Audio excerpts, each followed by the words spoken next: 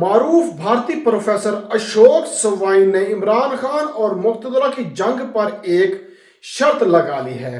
السلام علیکم guys, welcome to my YouTube channel. میں صفدر عزیز، آپ دیکھ رہے ہیں گولڈن 120 ویلوگ۔ آج ایک بار پھر حاضر ہوں نئے ویلوگ کے ساتھ۔ امید کرتا ہوں آج کا ویلوگ آپ کو پسند آئے گا۔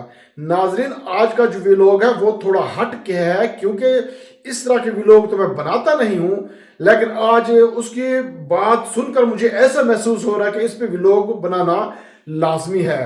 معروف بھارتی پروفیسر اشوک سوائن نے عمران خان اور مقتدرہ یعنی آرمی، پاکستان کی آرمی، مقتدرہ کی جنگ پر ایک شرط لگا دی ہے۔ یہاں تک کہہ دے کہ میں لکھ کر دیتا ہوں، اگر عمران خان یہ جنگ جیت گئے تو اس کے بعد کیا ہوگا۔ اشوک سوائن بھارتی پروفیسر نے ایک آرٹیکل لکھا اور کہا کہ پاکستان کی حالیہ سیاسی تاریخ میں، بلکہ یوں کہا جائے کہ انہوں نے 1947 سے اب تک پاکستان کی سیاسی تاریخ میں کوئی ایسا سویلین لیڈر نہیں تھا جس نے اس وقت کی مقتدرہ کو چیلنج کیا ہو، اور ایسا چیلنج جیسے عمران خان نے کیا ہے۔ عمران خان نے یہ واضح طور پر کہا کہ ہم کوئی غلام ہیں، یعنی آپ ہمارے ملک پر حکومت نہیں کر سکتے، معاملات باہمی رضامندی سے چل سکتے ہیں، اور حکمرانی صرف اسی شخص کی ہونی چاہیے جسے عوام ووٹ دے کر منتخب کرتے ہیں۔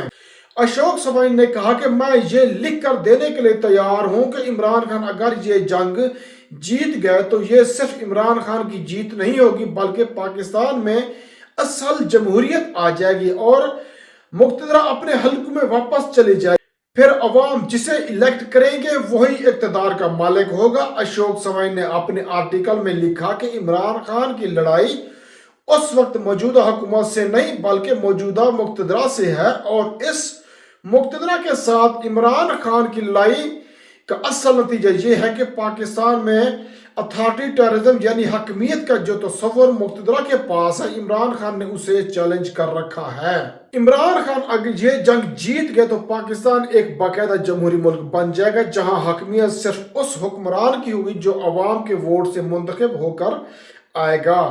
آرمی کو رام کر کے یا پھر اسٹیبلشمنٹ کی مرضی کے ساتھ اقتدار پر لا کر بٹھا دیے جاتے ہیں، وہ کبھی بھی آرمی کی حکمیت کو چیلنج نہیں کر سکتے، کیونکہ انہیں یہ اندازہ ہوتا ہے کہ جس روز وہ ایسا کریں گے تو انہیں لانے والے انہیں نکال کر بحر بھی کر دیں گے۔